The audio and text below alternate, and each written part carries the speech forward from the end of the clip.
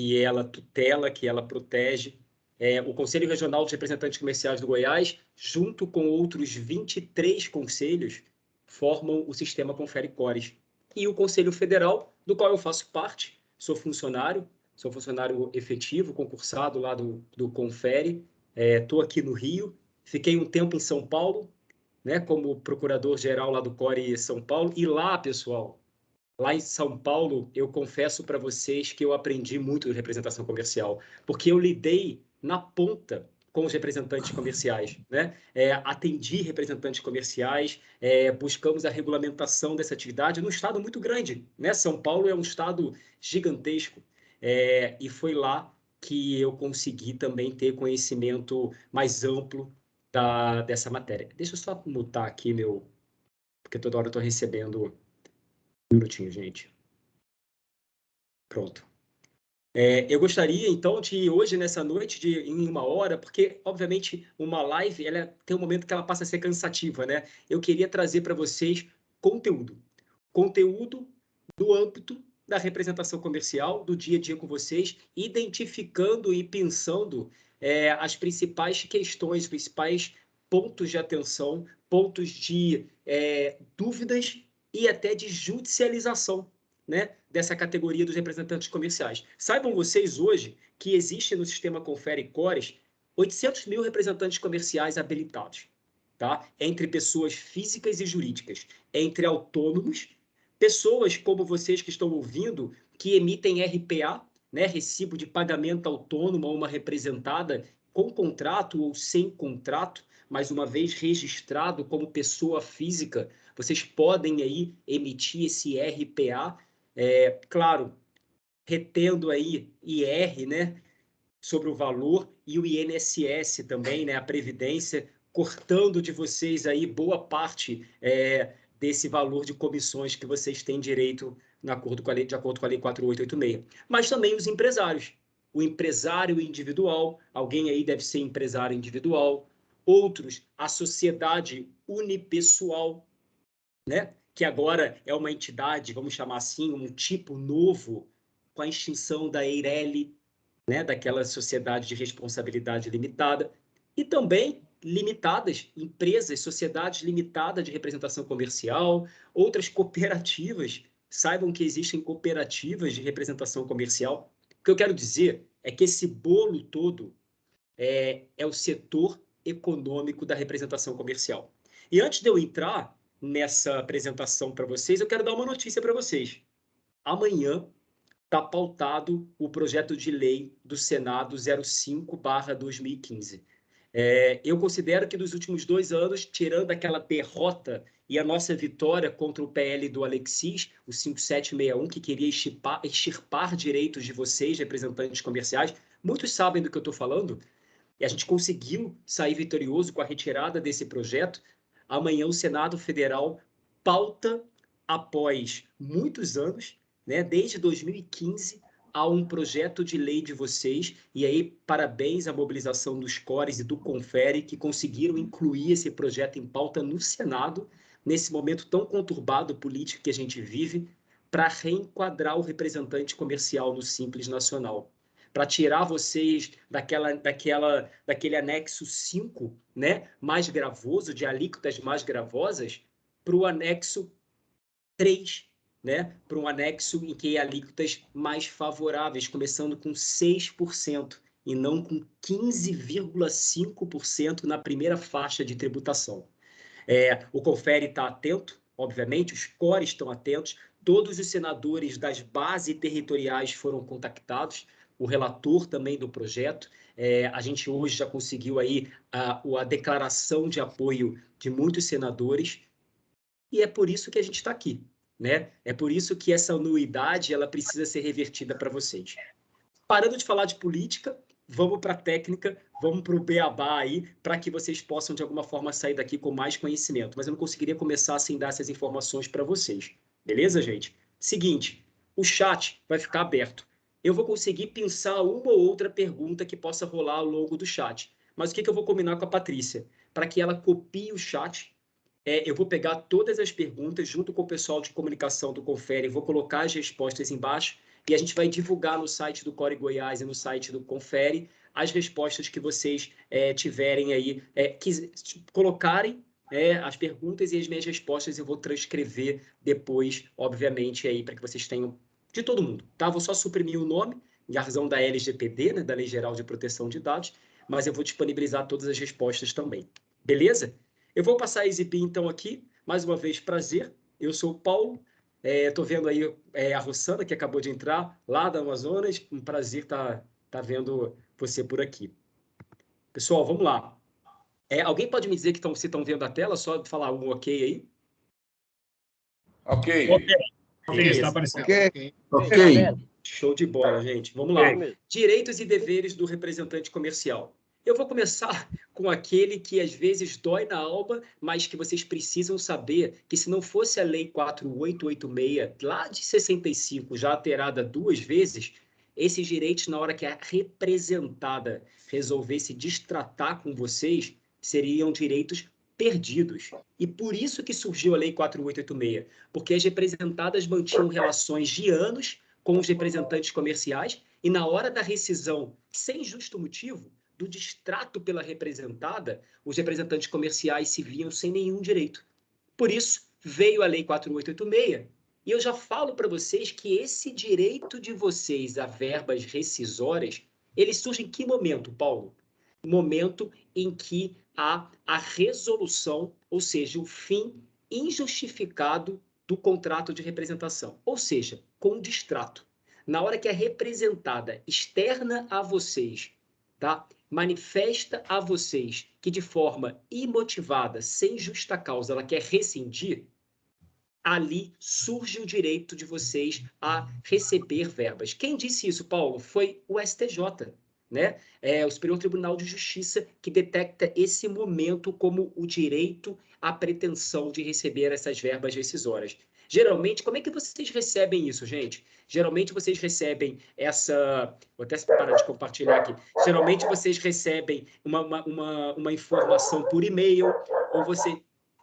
Pessoal, eu vou pedir para o pessoal mutar aí o microfone, que estou ouvindo um cachorrinho aí atrás. Beleza, obrigado. Quando vem um e-mail, quando o gerente comercial comunica vocês por WhatsApp, quando vocês vão para uma reunião e de alguma forma vocês são informados, qual que é a dica que eu dou para vocês? Busquem a formalidade, a manifestação formal da representada do desligamento. Inclusive, se vocês vão cumprir ou não cumprir o aviso prévio. Paulo, pode ser por e-mail? Pode. Paulo, pode ser numa conversa de WhatsApp? Pode, mas não é o caminho ideal, porque vocês vão ter que, de alguma forma, comprovar essa conversa aí numa rede criptografada. Então, o melhor caminho é uma manifestação por e-mail ou uma notificação da representada ou do representante legal dela, que seja o gerente da conta, o gerente ali daquela área, e por aí vai. Tudo bem? Voltando. Qual que é o prazo? Muita gente confunde o prazo para se cobrar verbas rescisórias, comissões não pagas, indenização, com o direito do montante indenizatório. Pessoal, o prazo é 5 anos a contar da quebra, do distrato. O representante comercial, de acordo com a Lei 4886, ele tem um dos prazos mais benéficos hoje. Sabe por quê, gente? Porque depois que veio a reforma trabalhista, vocês sabem que os prazos caíram para 2 anos, né? Esse direito de pretensão às verbas trabalhistas. Os representantes comerciais se mantêm nesse prazo quinquenal de 5 anos para que, obviamente, vocês tenham, a partir do distrato, o direito de vocês de cobrar essas verbas, sejam rescisórias, indenizatórias e comissões pendentes. Tá, em regra, quando você, representante, pede o distrato para ir para uma concorrente, para parar de trabalhar, porque você não quer mais, assumiu um emprego, Paulo, eu tenho direito a essas verbas rescisórias aí? Não, só comissões pendentes. Aqui eu vou mostrar para vocês 3 direitos quando há uma rescisão imotivada pela representada. Quando a representada resolve tratar com vocês. A primeira delas, e a mais famosa, é a indenização de 1/12 sobre todo o valor recebido de comissões durante todo o período do contrato. É o valor de todas as comissões. Está muito claro na lei, gente. Eu botei até em negrito. 1/12 do total da retribuição auferida, conseguida durante o tempo. É isso mesmo. É desde a emissão da primeira nota, do primeiro relatório de vendas. Ali, desde aquela primeira nota de comissões, passa a contar, a vir ali, obviamente.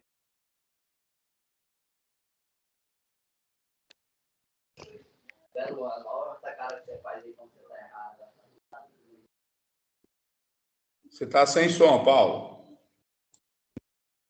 Parou? Agora voltou? Agora voltou. Voltou, Paulo. Mas eu fiquei muito tempo. Agora voltou. Eu fiquei muito tempo sem microfone? Não, só agora. Só agora, né? Então, o que eu quero olhar para vocês é o seguinte, para dizer que esse 1/12, ele é sobre todo o montante, vocês entenderam? E ele tem que ser atualizado pelo INPC. Então, por exemplo, olha, eu exerci a representação comercial para a Lorenzetti de 2010, de novembro de 2010 a junho de 2022. A Lorenzetti vem e fala, Paulo, quero rescindir o contrato de representação com você. Eu vou, desde a minha primeira nota, lá de novembro de 2010, somo todas elas até junho de 2022. Essa nota de novembro de 2010 e todas as outras vão sendo atualizadas pelo INPC até a data do distrato.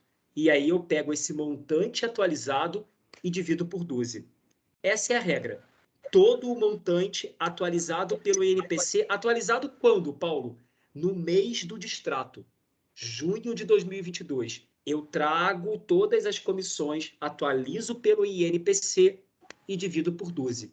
Ali é o meu montante de 1/12. Tá? Se vocês precisarem dessa calculadora, desse método, os cores têm, mas o Confere também consegue, através do confere@confere.org.br, encaminhar para vocês um link com uma calculadora e um passo a passo para que vocês possam fazer esse cálculo indenizatório. Beleza? Vou para a segunda tela, então, para o segundo direito.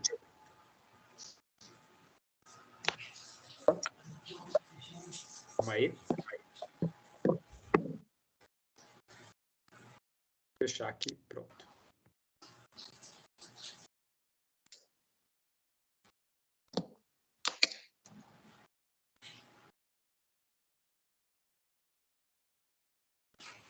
Vai indo a tela aqui.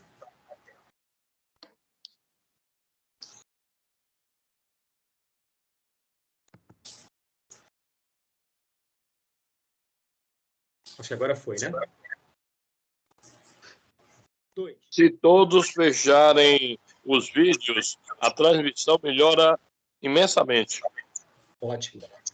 2, pessoal, aviso prévio. Observem que a representada, quando resolve distratar o contrato, rescindir, ela tem 2 caminhos para vocês. Dar, no mínimo, 30 dias para vocês continuarem praticando as vendas, né, emitindo os pedidos, ou pagar para vocês e falar, olha, não vai ser cumprido, vai ser indenizado, acabou agora a relação. Ou pagar, então, para vocês, qual o valor? 1/3 das comissões que vocês receberam nos últimos 3 meses. Ou seja, pega os últimos 3 meses de comissão e divide por 3. É a média dos últimos 3 meses. Também uma indenização. Também uma indenização. Observem, gente, que não são as últimas 3 notas. Pode ser que no mês de junho eu tenha emitido 2 notas. Essas 2 notas entram em junho. Entra tudo que eu recebi no mês de maio e tudo que eu recebi no mês de abril, os últimos 3 meses. Esse é o aviso prévio cumprido, no mínimo 30 dias, ou o aviso prévio de indenizado, que é a média dos últimos 3 meses. Paulo, mas o meu contrato diz que o aviso prévio é de 45 dias. Tudo bem. O meu diz que é 90 dias. Tudo bem. O que a lei diz? O mínimo tem que ser de 30 dias. E o 3, o terceiro direito, é comissões pendentes. que é isso, pessoal? É aquilo que vocês já pediram, já têm pedidos em carteira, ou já estão na fase de execução, de parcelamento pelo cliente junto à representada, e vocês têm que direito ao quê? A receber tudo na data da rescisão sobre esses pedidos em carteira. Por quê? Olha o que diz o parágrafo 5º do 32. Em caso de rescisão injusta do contrato pela representada, a eventual retribuição pendente, comissões para frente em fase de execução e recebimento, ou de pedidos já emitidos de carteira e aceitos pela representada, eles vencem na data da rescisão. Esses são os 3 direitos básicos de uma rescisão imotivada. Aí vocês vão perguntar para mim, Paulo, e aí, geralmente, a representada, quando faz isso, ela vai lá e garfa de vocês, retém de vocês sobre essa indenização 15%. Elas emitem uma guia, não fica com elas não, pessoal, não fica com a representada não, mas sobre o valor que ela vai pagar a vocês, ela faz uma retenção de 15% de imposto de renda. Essa retenção, ela é devida? Ela é legal? Muitas ações foram para o judiciário, muitas, e olha o que o judiciário acabou dizendo sobre isso.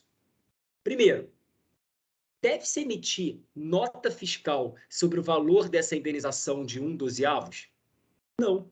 Sobre a indenização, aquilo que é indenizatório, ou seja, que não é remuneração, não se emite nota fiscal. Ah, Paulo, mas as comissões pendentes são? Sim.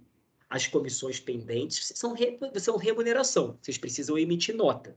Mas o valor indenizatório do 1/12 e do próprio aviso prévio indenizado não é objeto de nota fiscal, gente. Sabe por que não é? Porque não é venda ou transação de serviço. É um valor pecuniário de cunho indenizatório. Então, essa indenização que deve ser paga pela representada, ela é comprovada pelo próprio distrato ou por um recibo à parte acompanhando o distrato. O depósito em conta, um recibo destacado, ou o próprio distrato assinado pelas partes, dando quitação da indenização. Agora, não se pode emitir nota fiscal e não se deve. Por quê? Porque é ilegal. E não é o Paulo que está falando que é ilegal, não é o Confere que está falando que é ilegal. É a lei e o judiciário. Olha o que diz esse recurso especial lá do STJ. É ilegal a retenção de 15% de imposto de renda sobre a indenização de vocês, representantes comerciais. É uma jurisprudência pacífica do STJ. Eu coloquei aqui em negrito, pessoal, todos os precedentes do STJ. E eles são recentes. 2017, 2018, 2019, 2020. O que acontece na prática? A Receita, gente, ela aceita a retenção. Ela não veda a retenção. Então, as representadas, com medo de sonegação fiscal, responsabilidade, elas vão lá, da indenização de vocês de R$100 mil, elas fazem uma guia de recolhimento lá da União e pagam para a Fazenda Nacional, para a União, o quê? Pagam aí o imposto de renda.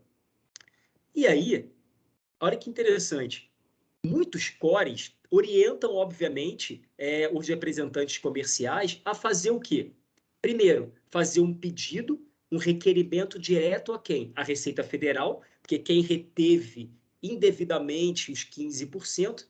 Mas, gente, eu confesso a vocês que a Receita Federal, ela não acolhe.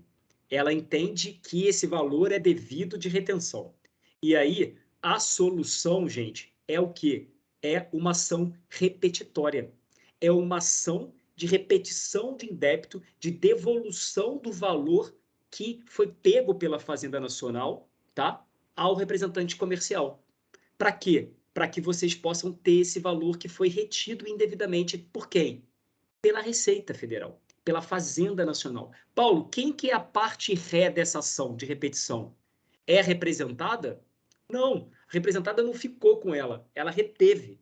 É a Receita, é a Fazenda Nacional.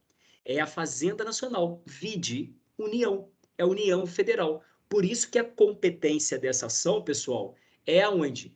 A competência é a Justiça Federal.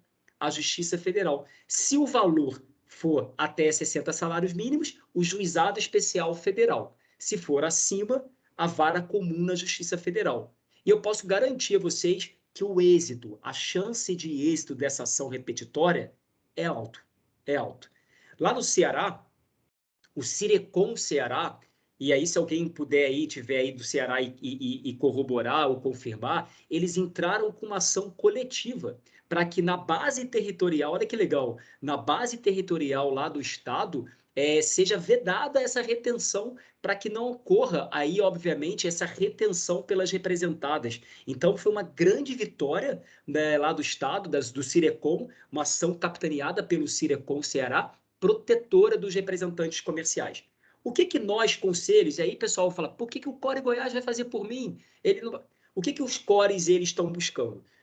Dois caminhos. Primeiro, o próprio Confere já fez vários contatos e tentativas com a Receita Federal para que seja emitida aí uma instrução, uma nota instrutiva, uma IN da Receita Federal para vedar essa retenção, e esse caminho foi infrutífero, confesso a vocês, mas a segurança da não retenção, sabe quando ela vai acontecer?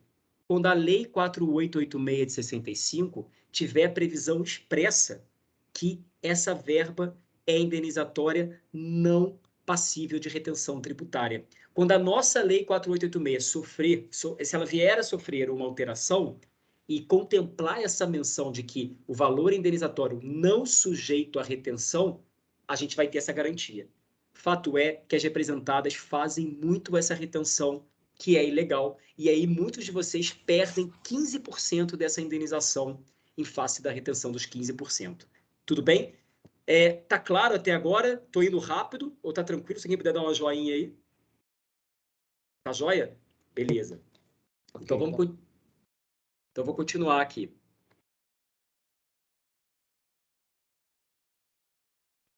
Beleza. Gente, muita gente pergunta no Core se o microempreendedor individual pode ser representante comercial, né?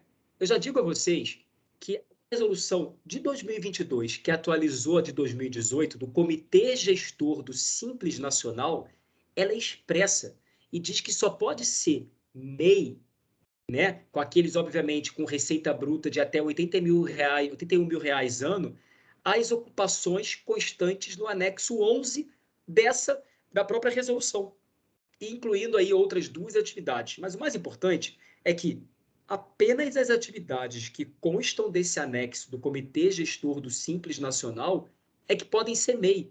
E o representante comercial, o agenciador, o intermediador de negócios não pode ser MEI.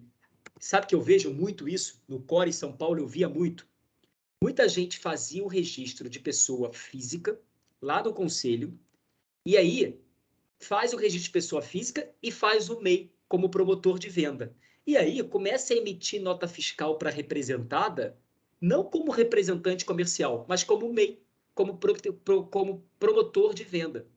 Pessoal, esse profissional, promotor de venda, que faz o registro da pessoa física no Core, vai lá e entrega a certidão de pessoa física para representada, mas emite nota como promotor de venda, MEI, ele não está agasalhado, protegido por nenhum direito ou garantia da 4886.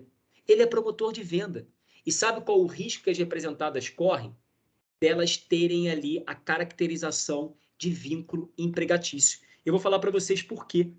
Repare que quando uma representada contrata um MEI, promotor de venda, mas ele é representante, ele tem ali o registro como pessoa física de representante, mas ele não está emitindo RPA. A relação dele com a representada não é de autônomo representante com a representada, é de promotor de venda com a representada. A justiça reconhece essa relação fora da 4886 como sendo uma relação de vendedor. E aí, quando há exclusividade, rotina, cumprimento de metas, esse promotor de vendas vira um vendedor da representada. Há muitos casos disso. Eu acho que o Mário está ali, eu estou vendo o Mário, ele vai concordar comigo. Eu vejo, Mário, muitos representantes indo ao Core, fazendo registro de pessoa física, em paralelo, emitindo nota fiscal do MEI, porque, gente, o MEI é um regime de tributação excelente, né? Você paga pouco para poder ter ali a emissão de nota fiscal. Quando, na verdade, essa relação ela não é uma relação protegida pela Lei 4886 de 65. Ficou claro para vocês? Olha a diferença. É um MEI com a representada, que não é representante, é um promotor de venda. Nada adianta ele ter o registro de pessoa física no Conselho Regional do Amazonas, de Goiás, de São Paulo, da Bahia, do Mato Grosso, não adianta. Beleza, gente? Então, essa também é uma informação importante que eu queria passar para vocês. Vamos lá, continuando aqui.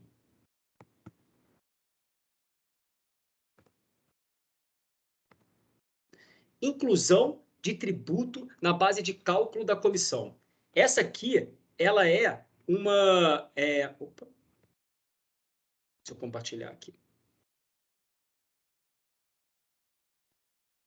Essa matéria aqui, ela é muito contraditória e ela é muito importante. Preste atenção nisso. O artigo 32, parágrafo 4º da nossa lei, ela prevê o seguinte: as comissões, elas devem ser calculadas com o valor total das mercadorias. Gente, é uma regra a ser cumprida por qualquer contrato de representação comercial. Ou seja, as comissões devem ser calculadas pelo valor total. O STJ vem se manifestando, e aí eu digo para vocês com muita clareza, em 18, em 19, em 20, em 21, um entendimento recente que do valor total das mercadorias devem ser incluídos os tributos e as despesas destacadas na nota fiscal, como, por exemplo, IPI, ICMS e frete. A representada não pode descontar de vocês esses tributos para depois do valor descontado calcular as comissões de vocês. Não é o Paulo que está falando isso. Olha o STJ, gente. É uma ação de cobrança de diferença das comissões de representação. A jurisprudência do STJ, isso em 2019, ela perfilha, ela apresenta um entendimento segundo que o valor das mercadorias, que faz referência ao artigo 32, parágrafo 4º da Lei dos Representantes, e que serve como base de cálculo para o cálculo da comissão devida, corresponde ao valor dos produtos no momento em que foi realizada a venda, considerando o preço lançado na nota, incluído o valor dos tributos e qualquer outros que tenham constado na nota, inclusive o frete. Olha a segunda decisão aí. O entendimento da corte, olha o negrito, é no sentido de que, sendo o IPI o imposto indireto, assim como outros tributos que integram o preço da mercadoria e comportam repasse pela própria sociedade industrial, que é representada, observem, não poderá ser abatido da base de cálculo da respectiva comissão devida ao representante comercial. Olha mais uma, essa agora de 2019 também. A comissão contratada nos casos de representação deverá incidir sobre o valor total das mercadorias, sem os descontos de impostos e encargos financeiros. Cara, aí eu já sei que muita gente aqui vai falar, Paulo, é o meu caso. Paulo, a representada vem me descontando. Vocês estão vendo aí que o artigo 32, parágrafo 4º da lei, é um direito de vocês, garante a ausência de qualquer desconto sobre o valor total das mercadorias, que vai ser a base de cálculo das comissões de vocês. Há uma chuva, inúmeras ações de representantes comerciais, obviamente, em face das representadas, quando distratam, né? Ninguém vai ingressar, eu sendo muito honesto com vocês, dificilmente vão ingressar ações contra uma representada no curso do contrato, né? No curso dessa relação comercial, né? Geralmente eles acabam ingressando após a quebra do contrato, para poder aí, obviamente, ter o direito a esses tributos aí que foram indevidamente descontados. Agora, uma atenção, nesse caso, diferente das comissões que vocês têm direito à indenização de 1/12 de todo o período, vocês só vão ter direito se vocês entrarem com uma ação dos últimos 5 anos, desses descontos indevidos dos tributos dos últimos 5 anos em razão da prescrição tributária. Tá? Tá claro? Ou seja, não há desconto sobre o valor total das mercadorias, descontos de frete, de impostos, impostos inclusive indiretos, como IPI, ou seja, deve-se considerar o valor total da venda para calcular as comissões de vocês. Essa matéria é uma matéria hoje que, se você falar, Paulo, o que mais chega hoje no STJ da representação comercial? Essa matéria, o artigo 32, parágrafo 4º da Lei 4886 de 65. Beleza? Vou continuar aqui. Se alguém tiver alguma dúvida sobre o assunto, pode colocar lá no chat. Tá? Opa. Vamos lá. Gente, essa matéria aqui, ela é bem tributária, mas eu vou tentar explicar para vocês da melhor forma possível. Antes disso, eu vou até tirar aqui a exibição e vou falar um pouquinho para vocês. Olha esse caso. O representante comercial, ele tem uma empresa em Sorocaba, lá no interior de São Paulo. A empresa de representação comercial dele é em Sorocaba. Ele faz toda a venda dele para, né, a venda dele para as representadas, ele emite a nota fiscal, né, lá o ISS, paga o ISS da onde? Lá do município, lá de Sorocaba, onde ele tem constituída ali a empresa de representação comercial, faz o pagamento do ISS, mas essa representada dele está localizada em outro município, né? No município de São Paulo, por exemplo. Sabe o que acontecia, gente? No município de São Paulo, exigia, essa ação, eu estou falando de São Paulo porque foi com São Paulo, exigia que o representante comercial que já tinha o registro da sua sociedade empresária lá no município de origem, da base dele, teria que fazer também o registro dele, o cadastro de contribuinte imobiliário, CCM, aonde? Em São Paulo. Para quê? Para reter o ISS também lá na fonte, aonde ele vendia para a representada. Sabe o que estava acontecendo com vocês? E ainda acontece? Deixa eu ser claro. Vocês estão sendo tributados lá em Sorocaba, onde a sua empresa de representação está constituída, e lá em São Paulo, aonde você está vendendo para aquela representada. A bitributação chegou aonde, pessoal? No Supremo Tribunal Federal. E vocês tiveram uma recente vitória sobre isso. Lá em São Paulo, eu estava em São Paulo, estou falando muito em São Paulo porque eu voltei de São Paulo há 3 meses. Estava lá no Core São Paulo até 3 meses atrás. Nós encaminhamos um ofício para todas as prefeituras do estado, mais de 600, para que elas não exijam o cadastro de contribuinte mobiliário, né? Por que mobiliário? IPTU é imobiliário. Mobiliário é o quê? ISS, tá? O cadastro do ISS quando já se tem o registro do ISS na base de origem daquela empresa de representação. Agora que eu expliquei o contexto para vocês, eu vou mostrar a tela para ficar mais claro. Tá? Ori, Porto Alegre. Oi, Irineu. Oi. Pode falar. Desculpe, não foi, eu não quis interromper. Tá bom. Vamos lá, então. Então, gente, recentemente, o STF, o Supremo Tribunal Federal, ele decidiu que é inconstitucional o cadastro de prestadores de serviços de outros municípios. Por quê? Porque é incompatível com a própria Constituição, prevê essa obrigatoriedade de cadastro em órgão da administração municipal, ou seja, em um município, de prestadores de serviços não estabelecidos naquele território, impondo ao tomador do recolhimento do imposto de renda essa obrigação. É uma vitória de vocês, contribuintes, especialmente dos representantes comerciais. Essa ação, gente, ela teve origem em razão da lei do município de São Paulo.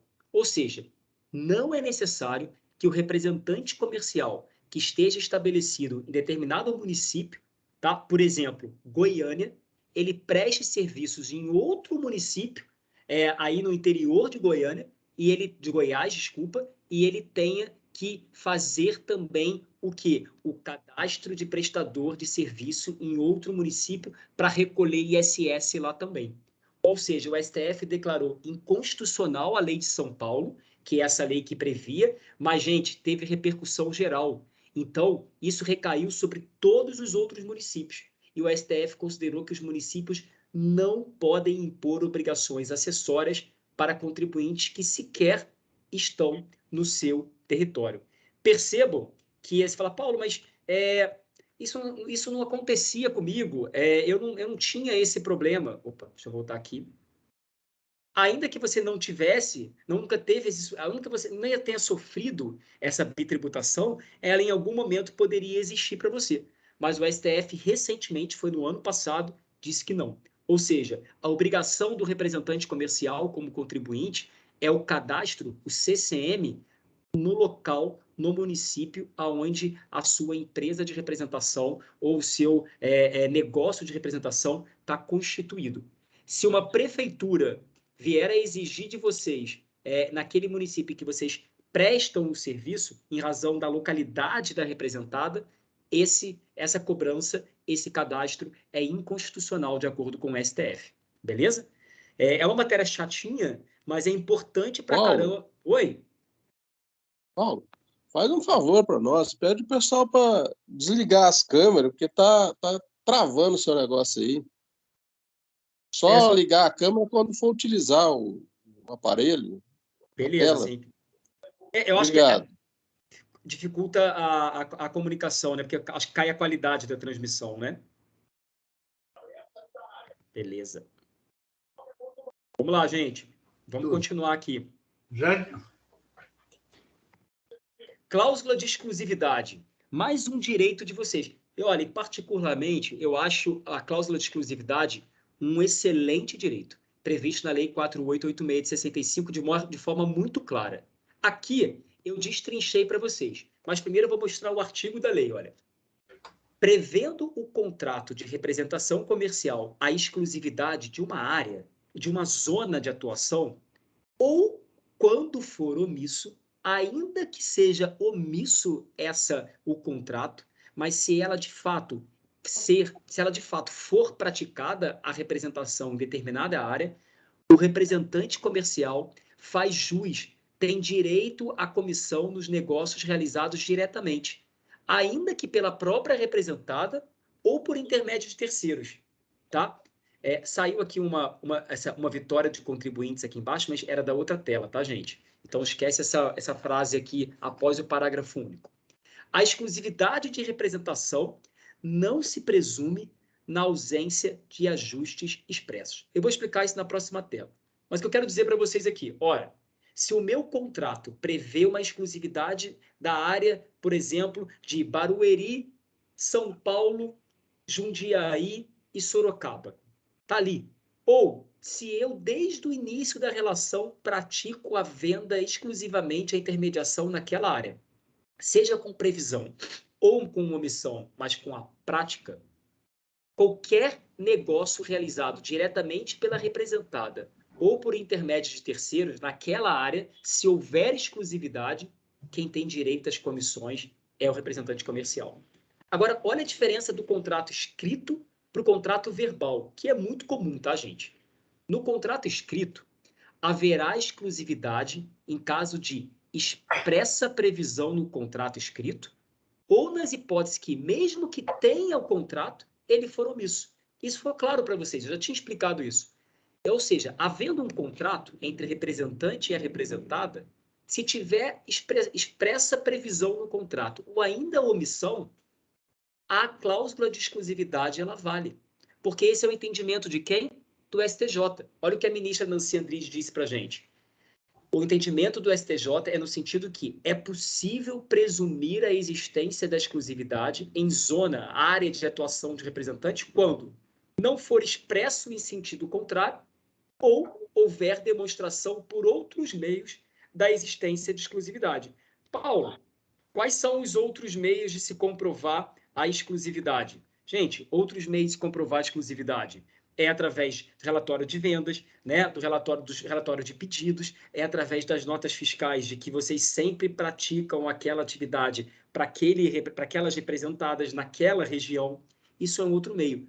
Testemunha, relatório de gerência, tudo isso é prova de exclusividade, ainda que não haja previsão expressa. Ou quando o próprio contrato não diz nada, mas ele não veda a não exclusividade. Beleza? Voltando aqui.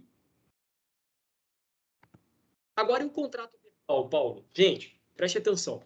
Doutrina e a jurisprudência, ou seja, os tribunais superiores, tradicionalmente, eles afastam a presunção da exclusividade em contratos verbais.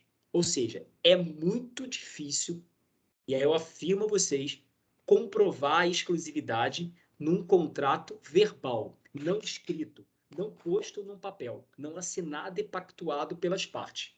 Mas o STJ já amenizou o rigor desse parágrafo único do artigo 31, admitindo a demonstração de exclusividade em contratos verbais. Ou seja, olha esse trechinho da decisão. Mesmo num contrato de representação comercial verbal, sem formalidade, foi confirmada a exclusividade por prova testemunhal. E eu vou falar para vocês o que foi isso. Foram o próprio outros representantes comerciais, eles foram testemunha dessa relação e é o próprio gerente, né, ali vamos chamar o coordenador da área, ou o próprio empregado da representada, que era ali o gerente da comercial daquele grupo de representantes, através das provas testemunhais de uma relação não escrita, sem contrato, se provou a exclusividade. A exclusividade, ela é motivo, inclusive, pessoal, guardem isso que eu falei, lá no artigo 36 da lei, se a representada quebrar a exclusividade prevista ou em contrato ou presumida, vocês, representantes, podem rescindir por justa causa. E a rescisão por justa causa dá a vocês o direito ao 1/12, ao aviso prévio indenizado e a outras coisas mais, tá? Que são as comissões pendentes. Ou seja, a quebra direta ou indireta da exclusividade, lá prevista no artigo 36, é motivo de rescisão por justa causa pelo representante comercial. Hoje eu tenho visto poucos contratos com cláusula de exclusividade, assim, é difícil. Mas quando vem, a gente sempre orienta que essa exclusividade ela possa ser expressa, inclusive com a identificação de zona em um anexo, tá? Outra coisa também, pessoal, eu tenho visto alguns contratos em que há exclusividade não diária, mas sabe de quê? De linha de produto, de mercadoria. Existem alguns contratos que têm feito que pactuam exclusividades de mercadoria, de produto ou de serviço, e não de área de atuação. Ou seja, há uma exclusividade de mercadoria que também tem que ser respeitada. Havendo a quebra dessa exclusividade, há também o justo motivo. Beleza? Vamos continuar que tem bastante coisa, até para a gente não alongar muito aí na noite de vocês. Responsável técnico. Caramba, isso aqui é uma brigaiada danada. O que eu vejo o pessoal falando, Paulo, por que o Core cobra 2 registros, 2 anuidades? O que é isso? Vocês têm que acabar com isso. Isso é um absurdo, eu sou bitributado. Pessoal, o responsável técnico, ele é o profissional que ele tem a responsabilidade técnica do exercício da atividade. Ou seja, é ele que responde tecnicamente pelo desempenho daquela profissão. Eu vou dar um exemplo para você. Toda farmácia é uma empresa, está ali constituída. Ela precisa ter aqui dentro dela indicado um responsável técnico, o farmacêutico. Todo escritório de contabilidade é uma empresa. Ela precisa ter ali indicado um profissional contabilista responsável pelas práticas de contabilidade. Um hospital, uma clínica veterinária, uma academia de ginástica. Todos eles são profissões regulamentadas em que a Lei 6839 de 80, e não é a nossa Lei 4886 não, pessoal, é uma lei de 80 que prevê a todas as 32 profissões regulamentadas no Brasil que o registro de uma empresa profissional e a anotação do profissional legalmente habilitado deverá acontecer obrigatoriamente nas entidades competentes para fiscalizar o exercício das profissões. Sabe para que isso, gente? Vou dar um exemplo para vocês aqui.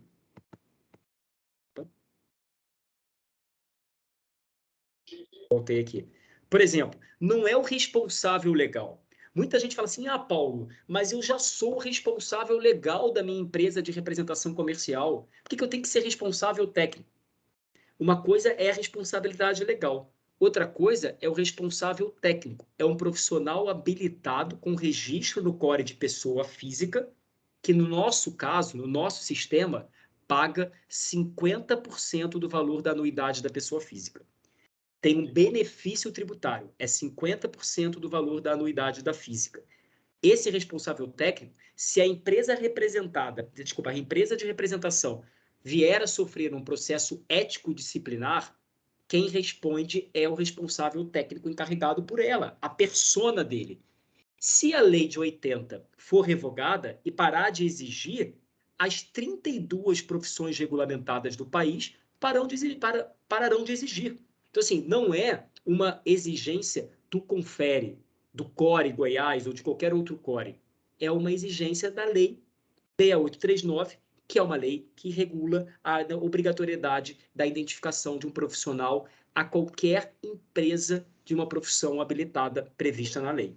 É isso, pessoal. Agora, existem algumas condições e alguns benefícios. No nosso caso, paga 50% da anuidade e olha as regras que eu vou colocar para vocês aqui na tela.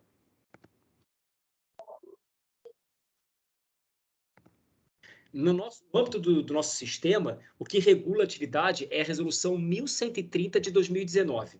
E olha o que ela diz aqui, ó. De acordo com o artigo 3º, um profissional poderá ser indicado como responsável técnico de pessoas jurídicas das quais ele possa ser sócio, cotista, acionista, cooperado, até o máximo 3 empresas. Então, um único responsável técnico, ele pode ser responsável técnico de 3 empresas, da qual ele seja sócio, cotista, acionista, cooperado, sem precisar, pessoal, fazer 3 registros, tá? Um único registro, ele pode ser indicado para 3 empresas. Agora, se o representante comercial não integrar o quadro dessas empresas, dessa pessoa jurídica, ele fica limitado apenas a uma responsabilidade técnica da qual ele foi indicado. Duas atenções. O RT não permite a atuação como pessoa física autônoma, ou seja, o profissional que é responsável técnico não é autônomo. Se ele for autônomo, ele tem que ter o registro da pessoa física e atuar pagando 100% da anuidade. E uma observação muito importante é que, no caso de empresário individual, não precisa de RT. O que é isso, Paulo? Então, gente, de todos os tipos societários, aquele que não precisa de anotação, de indicação de responsável técnico, qual que é? O empresário individual. Por que isso? A Eireli não existe mais, desculpa. A limitada precisa do responsável técnico. A unipessoal precisa do responsável técnico. A SA precisa. E o empresário individual, Paulo? Não. Sabe por quê, gente? Porque o empresário individual, ele tem tratamento tributário de pessoa física. No decreto do imposto de renda, na regulamentação tributária, o tratamento tributário do empresário individual, ele se equipara à pessoa física. Então, esse registro, apesar dele ser um empresário individual com CNPJ, ele tem tratamento tributário de PF. Então, nós não podemos exigir do empresário individual um registro de responsável técnico da natureza de pessoa física. Por quê? É bitributação. São 2 tributos sendo pagos por uma mesma pessoa. E é por isso. Então, Paulo, eu, empresário individual, preciso de indicação de responsável técnico? Não. É a única hipótese de sociedade empresária, de tipo empresarial, em que você não tem ali a obrigação de indicar um responsável técnico. As outras têm. Tá? Se a Lei 6839 de 80 for revogada, deixar de exigir, o CORE só vai exigir o registro do autônomo ou da empresa de representação comercial. Beleza, gente? É muita informação, né? Mas vamos lá. Isso é de registro profissional e direitos indenizatórios. Eu deixei 2 assuntos muito interessantes para o final, para vocês prestarem atenção aqui. Vamos lá. Primeiro. O teu banhozinho. Ai, graças a Deus. Hoje Ele foi lá para dentro. Tem um microfone aberto, se o pessoal puder fechar aí, por favor. Tchau, Alemão. Não, eu vim Patrícia, caminhar. se puder Um abraço. aí, acho que é o Irineu que está aqui com o som aberto, por favor. Fecho de todos. Beleza. Nossa. Pronto, consegui aqui. Pessoal, vamos lá então continuar. Vamos lá, então, olha, observem esse julgado que eu coloquei para vocês aqui. Ele é de 2020, veio lá de Minas Gerais, esse é o ministro Raul Araújo, e era, gente, uma apelação civil, uma ação de cobrança de um contrato de representação comercial, e olha o que foi decidido. Ausência de registro perante o Conselho Regional da categoria, Lei 4886 de 65, inaplicável. O que é isso?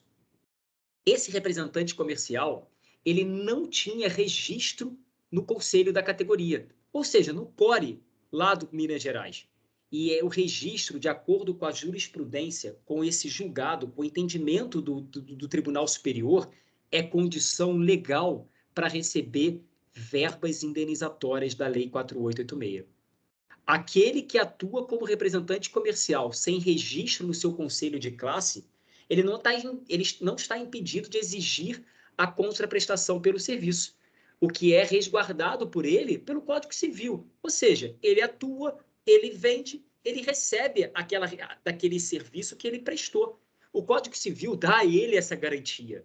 Mas, gente, ele não faz jus a verbas inerentes ao regime legal estabelecido pela 486 de 65, que é a Lei da Representação Comercial. Olha o que eu quero dizer para vocês, olhando para vocês. Há muitos representantes ilegais. E os CORES, eles funcionam exatamente para combater o exercício ilegal e proteger e regulamentar a atividade daqueles regulares. Tá? Agora, esse representante comercial clandestino, vou chamar assim para vocês, sem registro no conselho, ao ingressar com uma ação judicial para resguardar e para pleitear direitos indenizatórios, comissões pendentes previstas na 4886, o que o juiz disse? Não. Não, você não tem registro no conselho de classe, você não estava habilitado a receber verbas decorrentes da Lei 4886, porque você não era representante comercial habilitado.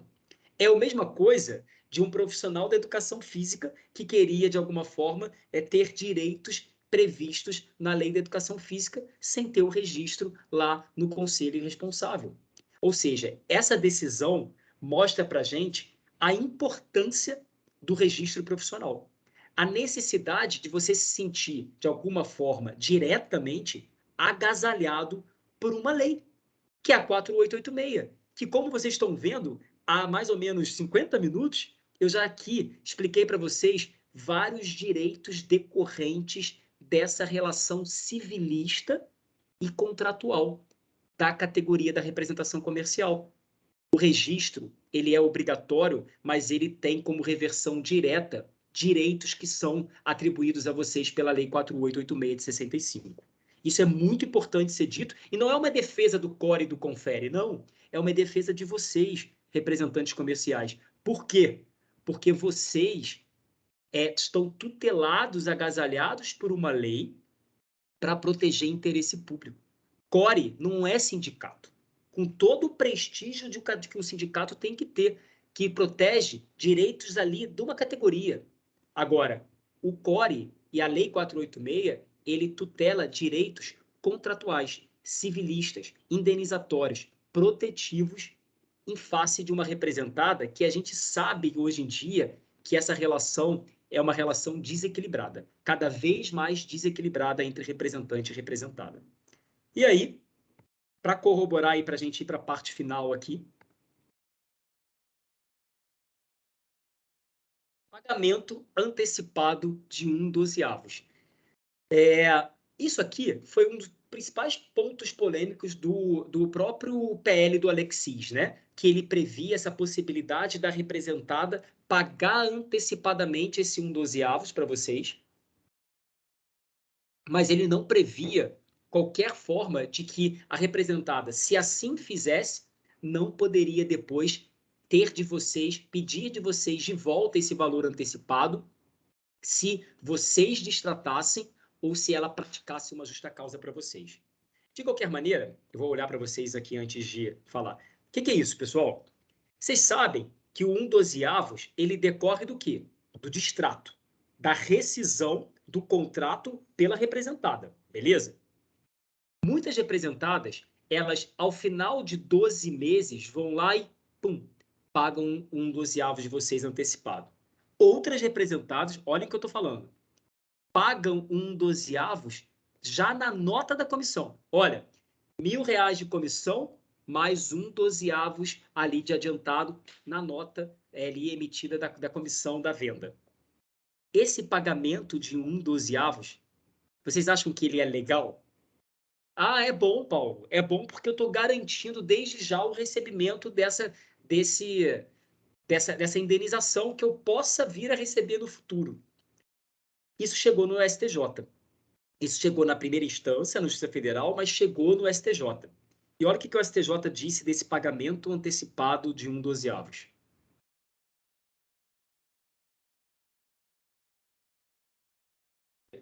Qual que é o fato que gera a indenização de um 12avos? É o distrato. É a rescisão imotivada, sem justa causa, pela representada. E aí veio essa decisão lá de 2019, desse recurso, que chegou lá no Superior Tribunal de Justiça, e a terceira turma, por maioria de votos, não foi unanimidade, mas assim foi decidido, ela decidiu o seguinte, pessoal: a indenização a que o representante comercial tem direito, em caso de rescisão unilateral do contrato, que é unilateral? Só pela representada, não por acordo, não deve ser paga de maneira antecipada, mas sim no momento em que o vínculo é rompido. O STJ, gente, entendeu dessa forma por quê?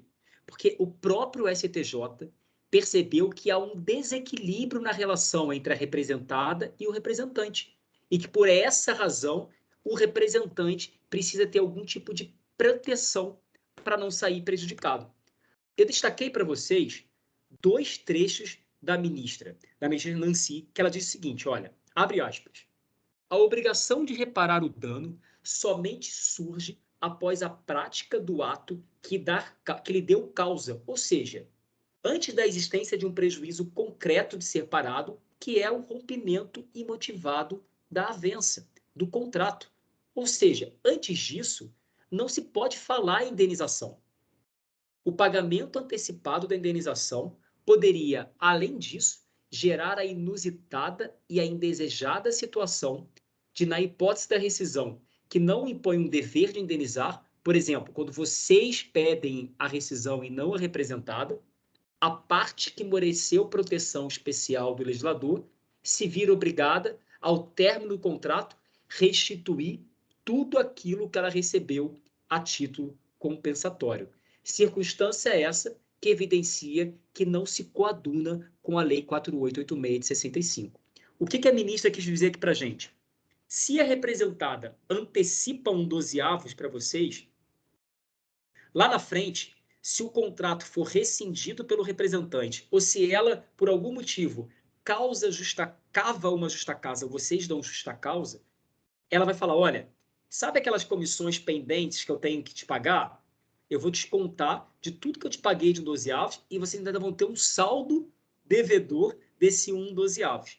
E mais, pessoal, o pagamento antecipado de 12avos, isso eu afirmo a vocês, porque eu já vi, ele camufla as comissões que vocês estão devidas, porque a representada já embute ali, já negocia as comissões, já contando com esse 12avos que ela está pagando antecipadamente. Ou seja, o risco de vocês permitirem um pagamento antecipado é fazer uma dívida futura, receber futuramente, ter que pagar, desculpa, futuramente, e quando ela já calcula esse 12avos antecipado, ela já está tirando ali do valor da comissão, do percentual da comissão de vocês.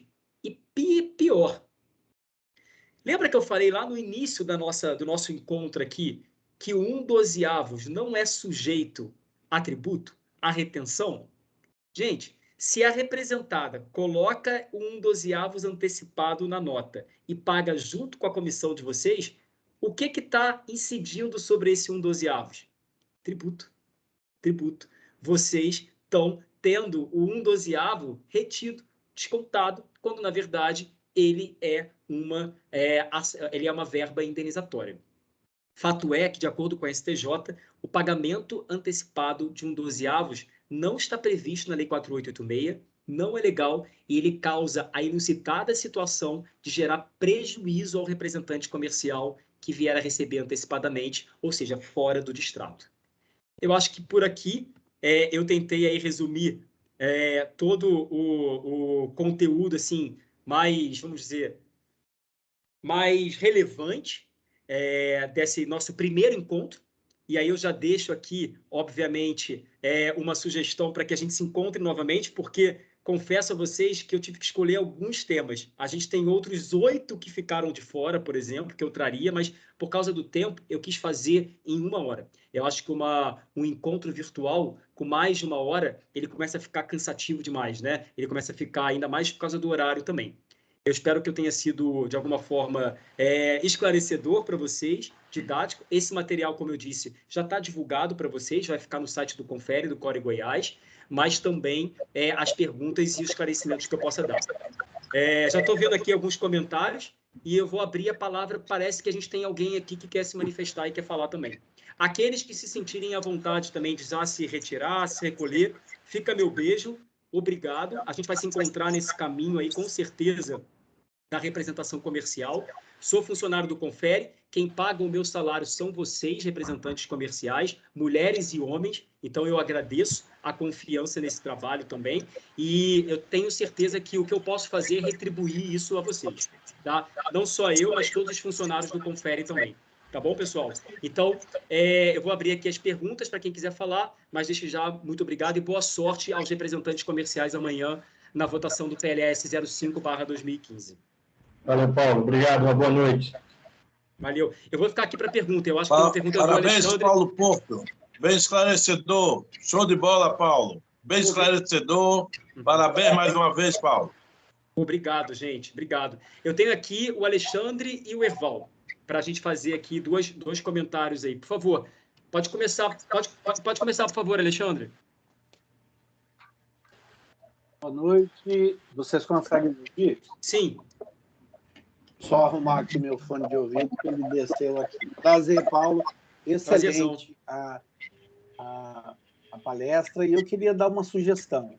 Claro. Todos nós, representantes, somos nota 10 técnicas de venda, nota 10 em convencimento de cliente, nota 1000 em simpatia, mas acredito que todos nós temos problema de falar contabilês, tributarês e juridiquês. Uma coisa que eu acho que seria muito válida, até por causa da minha dificuldade, tá? Estendo aos colegas que se entenderem assim também. É uma forma de vocês fazerem uma espécie de EAD, até que a gente pudesse ter esse material para consultas livres e constantes, porque você falou muito bem. 1 hora, beleza, né? 1h30, já não estou conseguindo absorver mais. 2 horas, eu já esqueci tudo que você falou, né? Desculpa até brincadeira, né? Mas eu falo assim, gente, esse estudo, para quem não entende e quem não gosta, é chato pra caceta, desculpa o palavrão, mas eu acho que uma forma do EAD, você tem uma didática muito boa, Paulo. Então, acredito que o material pensado do Confere para os cores estaduais, né, ajudaria muito a nós que somos quase 1 milhão Brasil afora, né? Fiquei muito contente com o número que você passou. Sim. E eu mesmo estou cheio de dúvidas, porque eu vou fazer uma alteração contratual numa empresa, né? Não vou te bombardear agora, com certeza, que depois eu vou... né? Mas dar uma verificada nessa questão de tentar fazer uma plataforma EAD, alguma coisa que possa, inclusive, integrar o Confere a todos os cores Brasil afora. Beleza? Está anotado aqui, Alexandre. Está anotado aqui. Valeu, e eu vou passar isso ao presidente Arquimedes, ao presidente Cícero Tesoureiro lá. Com certeza, a sua sugestão. Obrigado, querido. Boa noite a todos. Presidente Erval, acho que gostaria de falar também. Boa noite, amigos. Boa noite a todos. Boa noite, Paulo. Essa brilhante apresentação, como sempre. Você nos surpreende com esses assuntos relacionados à representação comercial. Eu queria agradecer até a sua disponibilidade, que eu sei que o seu tempo é muito curto, o horário, assim, à noite, às vezes fica castigado para a gente, mas eu aguentaria aqui mais 5 horas aqui com você, ouvindo suas apresentações sobre a nossa lei aí. Antes de terminar, eu queria só fazer uma pergunta. Claro. O prazo para o pagamento dessa rescisão, né, que eu tenho muitas consultas aqui, existe um prazo determinado para eles pagarem a nossa rescisão? Digamos, ele encerra um contrato dia 1º, ele tem quanto tempo para pagar a nossa rescisão do contrato? Ou não existe isso? E deixar aqui a Bahia à disposição sua para quando você quiser nos fazer uma visita e fazer essa bela apresentação para os nossos colegas aqui baianos também. Obrigado. Val, você é um cara muito gentil, viu? E eu te admiro muito como representante comercial, sei da sua luta aí em Salvador, em feira, e também da sua luta perante ao Core Bahia. É um gigante, gente. O Core Bahia é um gigante. É um gigante conselho nordestino que hoje está muito bem representado. Presidente, vou falar sobre esse prazo. De fato, a nossa Lei 4886 ela é omissa no prazo para pagamento das verbas decorrentes do distrato. Não existe lá no artigo 32 dizendo, olha, havendo a rescisão do contrato, cabe a representada pagamento até o dia 15 do mês subsequente ao distrato. Não há. Quando essa matéria chegou no judiciário em primeira instância e em segunda instância, o que o judiciário fez? Ele pegou o artigo 32, parágrafo 1º, está lá, e disse o seguinte, por analogia, aplica-se como prazo para pagamento das verbas rescisórias o mesmo prazo para pagamento das comissões, que é até o dia 15 do mês subsequente ao... Aqui, ó, vou ler para vocês, ó. O pagamento das comissões deverá ser efetuado até o dia 15 do mês subsequente ao da liquidação da fatura. Ou seja, de acordo com o judiciário, não havendo previsão no contrato para o pagamento das verbas, a representada, quando distrata, ela tem até o dia 15 do mês subsequente ao distrato para pagar. E esse é o entendimento judicial. A representada, então, se ela distrata comigo, presidente, no dia 10 de junho, ela tem até o dia 15 de julho para promover o pagamento. Paulo, ela não faz, notifica. Notificação extrajudicial dizendo que o distrato se deu no dia tanto do tanto, decorridos os prazos de 15 dias após o mês subsequente, aplicando o artigo 32, parágrafo 1º, por analogia da Lei 4886, até agora não houve o pagamento. Então, concluindo, a nossa lei é omissa contra o prazo do pagamento das verbas rescisórias, mas o judiciário já entendeu que se aplica, por analogia, diretamente o artigo 32, parágrafo 1º.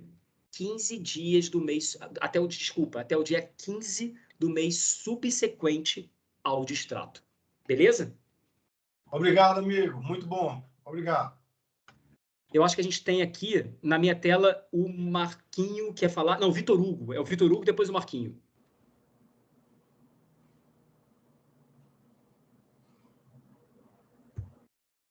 Boa tarde. Boa noite, Paulo. Tudo bem? Fala aí, Vitor. Tudo bem?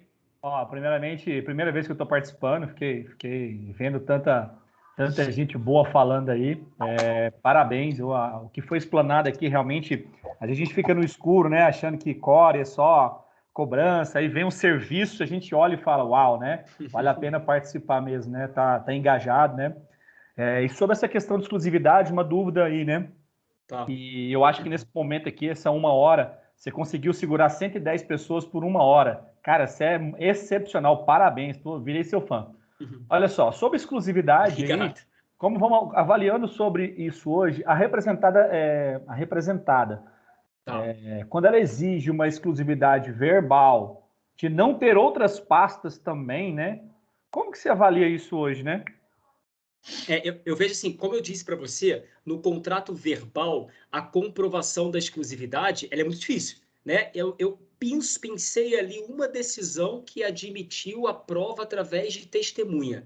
Mas se você olhar as decisões que a gente tem, a exclusividade num contrato verbal, ela não se presume. Aplica extremamente o artigo 31, parágrafo único da lei ali, ou seja, não se presume. E aí, nesse caso, a representada, ela pode, de alguma forma, entender que existe a exclusividade, e aí você começa a vender para outros, né? Porque não está no teu contrato, de alguma forma você não tem ali exclusividade, você faz ali a venda para outras representadas, e ela vai lá e te imputa uma justa causa. Esse é o risco, assim. Eu acho que a exclusividade, a minha posição é, ela tá sempre expressa. Se vocês falam, Paulo, qual que é a sua opinião sobre a exclusividade? Ela precisa estar expressa. O contrato, ela precisa trazer a clareza dessa exclusividade de área e zona de atuação. Sabe por quê, Vitor? Eu vejo muito contrato antigo de representação comercial que tinha lá grandes áreas de atuação. Aí, o próprio representante, aquela área fica muito boa, e a própria representada começa a fazer venda direta, colocar vendedores internos para começar a fazer venda direta. Se isso tiver no contrato, você está muito mais protegido do que uma exclusividade de alguma forma, sem previsão em contrato escrito, sem previsão formal. Então, a minha sugestão é que a exclusividade sempre venha posta numa previsão em contrato. Agora, o que você falou acontece. E aí, o risco que eu vejo para o representante é você não ter ali a clareza dessa exclusividade, em algum momento a representada te imputar uma justa causa e não te pagar nada de um 12avos. Porque existe justa causa, Vitor, para o representante perante a representada. É o artigo 36, tem lá várias hipóteses. Mas o artigo 35 prevê as hipóteses de justa causa pela representada. E esse caso que você falou, eu já vi acontecer. Não tinha previsão de exclusividade, o representante começou a vender para outros concorrentes, a representada foi lá e rescindiu e não pagou nada com ele, com base nessa exclusividade que era presumida. Beleza? Perfeito. Muito obrigado, viu, gente? Boa noite a todos vocês, queridos. Valeu. Paulo, desculpa eu entrar na conversa, que tem gente na frente, mas falando sobre essa... Meu nome é Luiz Fernando, tá? Falando sobre este assunto. Mas também existe, quando você tem uma área, mesmo que ela não seja fechada nem nada, e se a representada faz alguma alteração e o seu rendimento caia, isso também justifica. Então, ela pode fazer qualquer tipo de mudanças, desde que os seus rendimentos não caiam em função dessas mudanças, não é isso? Exatamente, exatamente. Existe uma previsão de que você não pode ter a diminuição da média dos últimos 6 meses. Essa alteração pela representada da área, por aditivo, né, ela não pode violar essa proteção que os representantes têm de que você não pode ter ali a diminuição dos seus direitos, da sua comissão auferida nos últimos 6 meses, a média dos últimos 6 meses. É exatamente isso que você falou. Beleza? Okay. Obrigado. Boa noite. Eu acho que agora a gente tem Essa questão de contrato, hoje é corrente a representada querer fazer parceria através de e-mail. O que é que você me fala sobre isso? Isso tem validade? Eu não entendi a pergunta, desculpa. Hoje, você está me ouvindo? Estou. Hoje é corrente as representadas quererem fazer parceria com um representante somente por e-mail e sem um contrato por escrito. Qual é a validade disso? Então, assim, uma coisa que é importante ser dita desde já. A Lei 4886, ela se aplica a relações contratuais formais, contratos formais ou não, ou os informais. Ou seja, se aplica àquelas relações sem contrato. O e-mail hoje é um meio de formalidade? É um meio de formalidade, mas não é o ideal, né? O ideal hoje é um instrumento civilista, contratual. Por que isso? Porque o artigo 27 da nossa lei estabelece cláusulas obrigatórias. E, com certeza, no e-mail não vão ter as cláusulas obrigatórias do contrato de representação comercial. Então, assim, entre um contrato formal cláusulas por e-mail, regras por e-mail e o contrato verbal, a gente tem uma progressão. Em todas elas vai se aplicar a 4886, seja um instrumento contratual, seja negociação por e-mail, seja um contrato verbal. Mas eu recomendo a primeira etapa, o instrumento contratual formal, porque nele constam cláusulas obrigatórias. Onde é que elas estão, Paulo? No artigo 27 da nossa lei. São cláusulas obrigatórias do contrato de representação. A, B, C, D, E, F, G, H, I, J. São elas lá. Então, Paulo... Opa, tem uma gravação minha aí. Ô, Paulo, vale regras pactuadas por e-mail? Vale, mas é um contrato informal. E não um contrato escrito. Paulo, mas a nota fiscal, quando a gente recebe só por comissão, desculpa, boa noite, ela não comprova já o vínculo? Comprova. Só o áudio aí, gente. Relatório de venda, nota fiscal são instrumentos comprobatórios já reconhecidos como prova da relação contratual informal. É o que eu disse para vocês, gente. Tem gente aí que está me ouvindo que não tem contrato escrito com a representada. Vende há anos. A nota fiscal, o relatório de vendas, tudo isso é prova dessa relação contratual. A relação do contrato ele pode ser verbal ou escrito. E em qualquer dessas hipóteses se aplica a 4886 e os direitos decorrentes dela. Entendeu? Então, assim, eu não estou anulando o e-mail. Beleza, tem ali regras pactuadas por e-mail. Mas, Paulo, é um instrumento contratual escrito? Não, não é. Não é.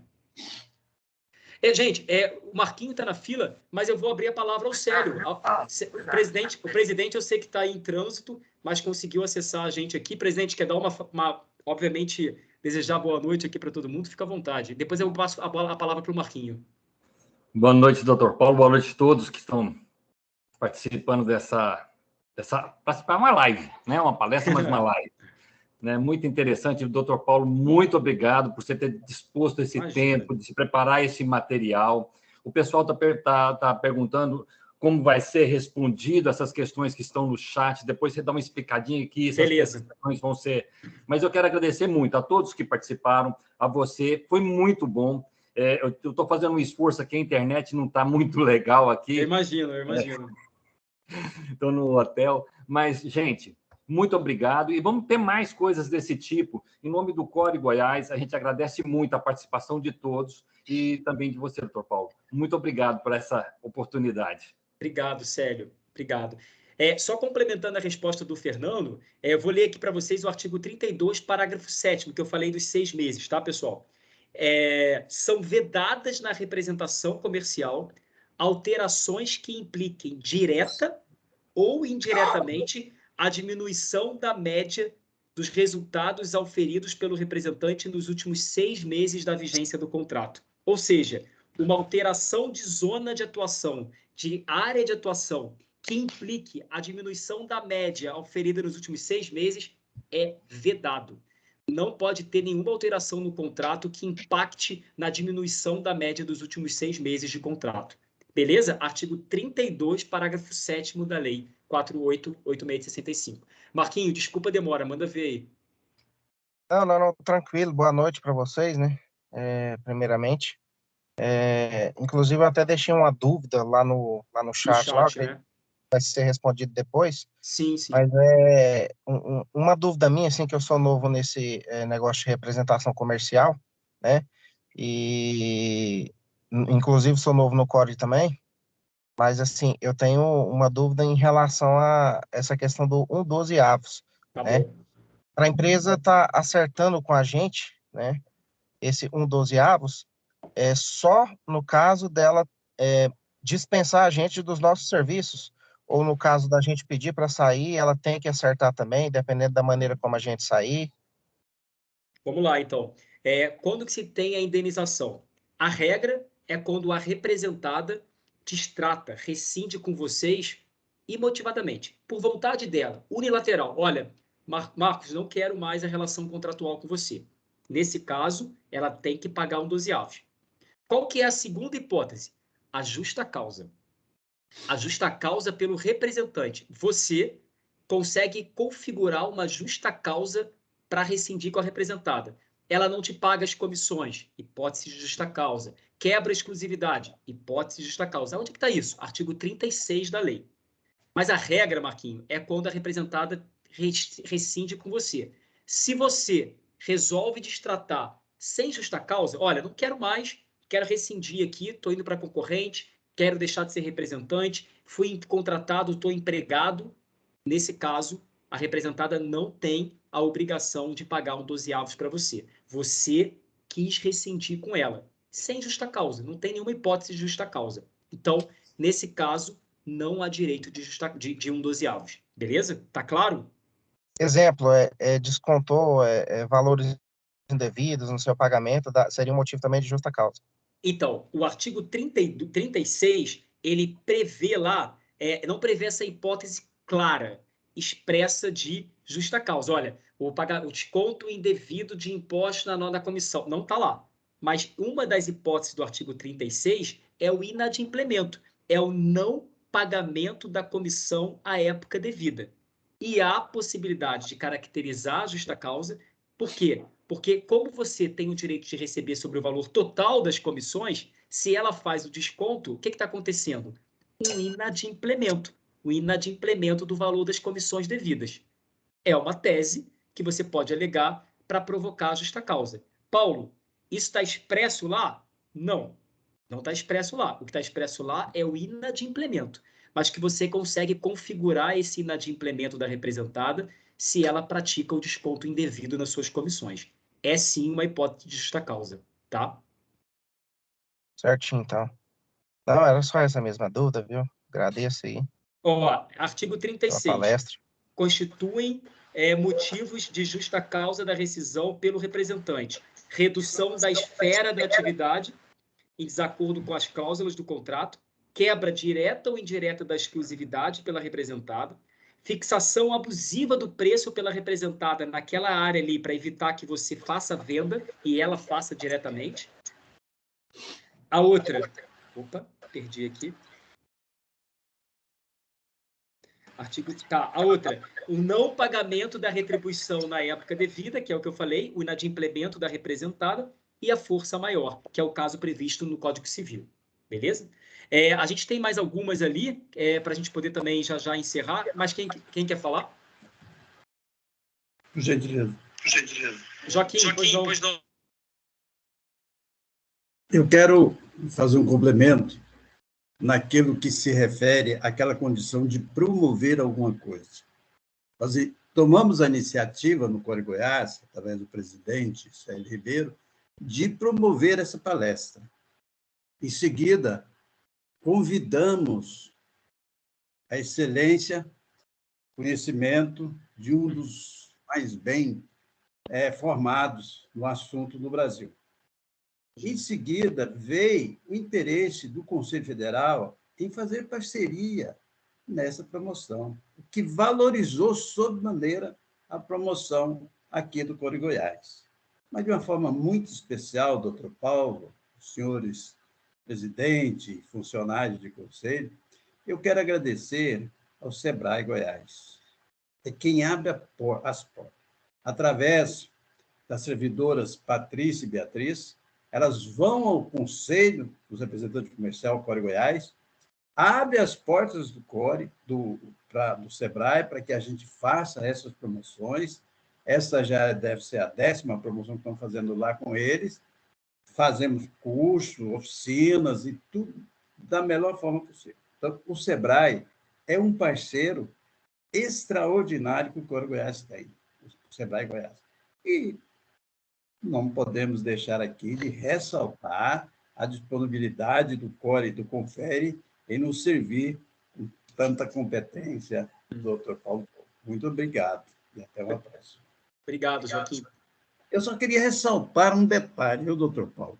Claro. Eu gostaria, eu recebo todos os dias lá perguntas sobre o meu direito e aquele que... Eu queria, você entendeu? Fazer uma gravação dessa palestra.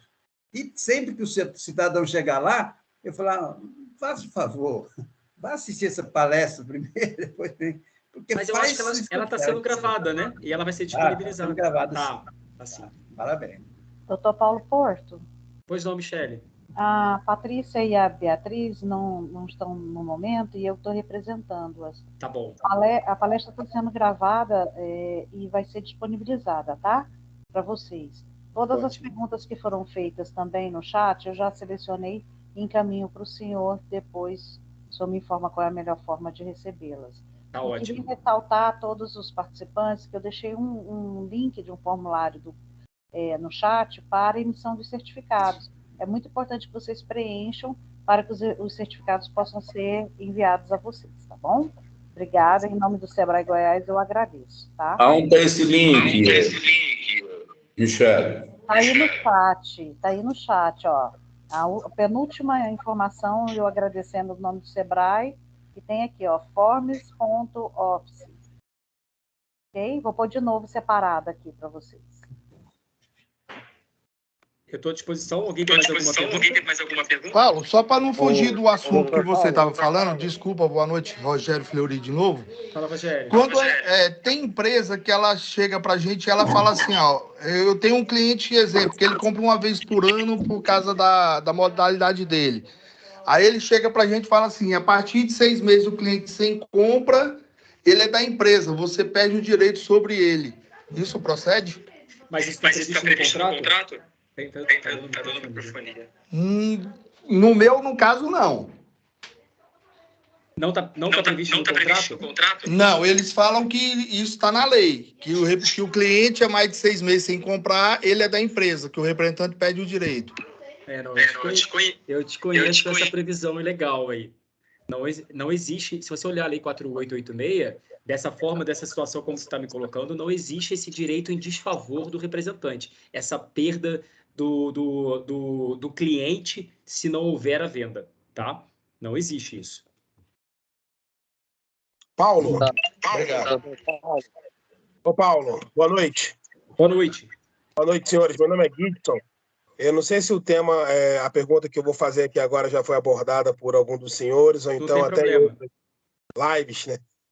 Sobre o seguinte, já vi algumas empresas que as mesmas não exigem que o representante tenha o core jurídico. Eles exigem do representante o core físico e o que ocorre? Não há pagamento do imposto, a empresa ela recolhe, né? Ela faz aquele desconto do INSS, salvo engano, é de 9% ou é 11%. O teto é 11% ali, né? E faz o RPA, né? Isso, e com isso fica bem mais vantajoso, mesmo que o representante, por exemplo, seja recolhido dele por volta de entre 800 e R$1.000, por exemplo, né? Fica bem mais vantajoso porque esse valor que é recolhido, isso com certeza é benefício para ele. Por quê? Isso vai gerar para ele até um aumento de aposentadoria lá no futuro, lá na frente.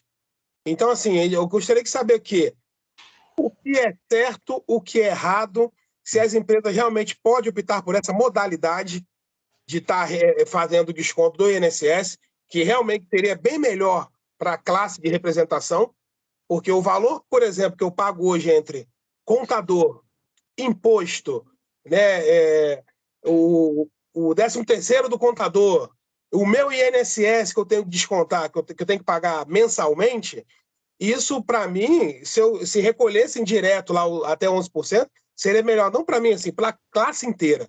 Então, eu gostaria de saber se realmente a empresa poderia fazer isso, a gente poderia estar respaldado, chegar para a empresa, olha, queria que vocês realmente recolhessem e não exigissem o meu core jurídico, que seria mais benefício para mim. E por que a empresa, a maioria delas, não recolhem e faz com que o representante vire jurídico para poder ele ter que pagar imposto que gira em torno de mais ou menos R$400, R$450 mensal, de acordo com o faturamento? Então, para deixar bem claro, é possível que uma empresa representada firme uma relação contratual, seja verbal ou escrita, com a pessoa física, com o autônomo. E esse autônomo vai lá e emite RPA. É possível, não tem problema nenhum. É legal e a empresa está protegida, porque ali ela está contratando um autônomo e não está contratando um vendedor, um empregado. Só que para o representante, eu posso te afirmar, dependendo do volume da venda, é muito prejudicial. Porque além do desconto do INSS, né, da Previdência, tem que pagar o imposto de renda, com a alíquota que vai até 27,5%, dependendo daquilo que você vender, mais o ISS. Então, assim, aonde você é mais garfado pelo leão? No RPA, com certeza absoluta. Absoluta. Assim, o RPA, ele é vantajoso para o profissional autônomo que tem ali um faturamento baixo. Porque conforme vai aumentando o valor da comissão, ali as alíquotas do imposto de renda elas vão só aumentando. Então, você tem que descontar o INSS, fazer lá o desconto, né? Tem o teto, mas tem que descontar, mais o IR e mais o ISS. Então, assim, eu, Paulo, sou um profissional jurídico, não sou um profissional contábil, mas para mim é muito claro que o RPA é a pior forma de recolhimento tributário, tá? Quando, na verdade, se você tiver uma empresa de representação, ou ser um empresário individual, ou ser uma sociedade unipessoal, que hoje é a Eireli, até vi uma pergunta aí, gente, quem era Eireli não perdeu direito nenhum, automaticamente se transformou em sociedade unipessoal, tá? Ponto, é isso. Eu vejo com muita clareza de que a relação, muitas vezes, do representante com a representada se dá de duas empresas, empresa com empresa, por causa do regime tributário, né? Que é muito mais favorável ao empresário representante do que a ele, pessoa física. E segundo, porque algumas representadas têm receio de contratar o profissional autônomo da representação sob pena de caracterizar um vínculo empregatício. Ainda que tenha ali uma 4886, que tenha um contrato com o autônomo, dependendo dessa relação de representante com esse profissional autônomo, isso pode beirar ali a um vínculo empregatício, a uma relação laboral. Mas, para concluir, tenho certeza de que, dependendo do faturamento do representante, do comissionamento dele, o RPA é o pior caminho de tributação. Tá? Obrigado aí pelo esclarecimento. Oi, Paulo. Oi. Oi, Aldeir de Goiânia. Tudo bem? De Itumbiara, Goiás. Beleza. Doutor, a respeito ainda sobre a exclusividade, eu represento uma empresa aqui que me pede a exclusividade no meu contrato, só que de 2 anos para cá, ela começou a fazer, assim, vamos dizer, eles justificam como vendas B2B, eles produzem o mesmo produto que eu represento, só que com a marca para outro distribuidor, e colocou agora mais outras empresas do mesmo grupo fazendo a distribuição dos mesmos produtos e colocando mais pessoas dentro da minha região. Como que se enquadra isso daí? Assim, com as informações que o senhor me passou, eu vejo claramente uma quebra direta de exclusividade. Tá? Ela está prevista em contrato, não está? Essa exclusividade, essa área de atuação? Sim, município, tudo descrito, e ainda está fazendo divisões da minha área. Exatamente. Então, isso aí, você assina algum aditivo contratual para poder concordar com essa diminuição ou com essa participação ou não? Não foi assinado nenhum aditivo contratual? Não, nenhum aditivo. Você está vivendo aí uma relação clara de quebra direta de exclusividade. É motivo de justa causa, lá no artigo 36, como eu falei para o senhor. Agora, o que pode ser feito? Notificar a empresa, né, do risco dessa justa causa ser caracterizada e verificar se eles, de alguma forma, interrompem ou propõem a você uma rescisão. Você tem interesse em rescindir com eles ou não? Não, hoje não. Não tem interesse, né? E você tem algum... Porque assim, as outras marcas que eles estão vindo, igual eu represento 2 marcas deles, e eles estão vindo com mais outras 2, colocando outras pessoas de outra empresa, outro CNPJ, como representante de outra empresa, eu represento A e B. Eles estão colocando C e D, mas na mesma área. Além de fazer vendas, eles justificam que vendas industriais. Eles produzem o mesmo produto com outra marca só exclusiva para o distribuidor lá. Sim. Não, mas é uma quebra direta de exclusividade. E aí o artigo 31, na prática, te dá o direito a receber sobre as comissões ali negociadas, ainda que diretamente ou indiretamente, ou seja, por outras empresas representadas. Nesse caso, o seu direito é claro, está previsto aí no artigo 31, está previsto no artigo 36, na linha A, na linha B. Agora, o que você vai fazer com isso? Eu acho que cabe ir a um advogado para verificar se vale a pena notificar a representada para que ela estanque essa situação ou que ela te pague ali parte ou integralmente as comissões naquela área de atuação, tá? Ok. Mesmo que ele venha com outra marca, Paulo? Que é deles também, mas é outra marca? Então, pelo contrato, se ali aquela área de venda, de atuação, é exclusiva desse representante comercial, eu entendo que é a quebra direta de exclusividade, tá?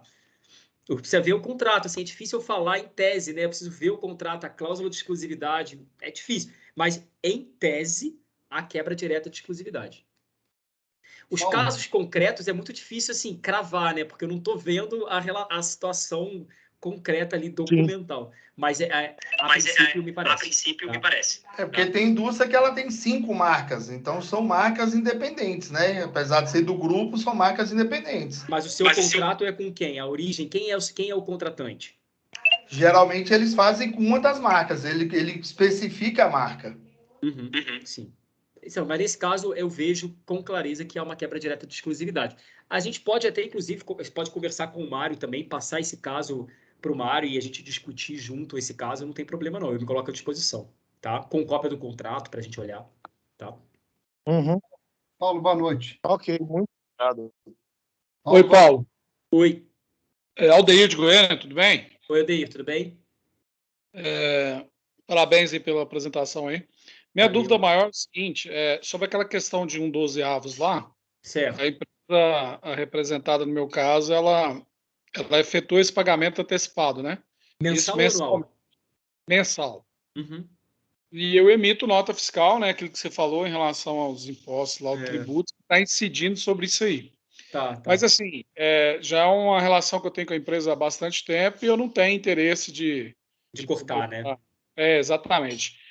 Qual que seria, por exemplo, então, nesse caso, eu vou continuar na empresa, quando eu rescindir o contrato, é que eu devo exigir isso aí? Porque, por exemplo, eu estou sendo penalizado, digamos assim, né?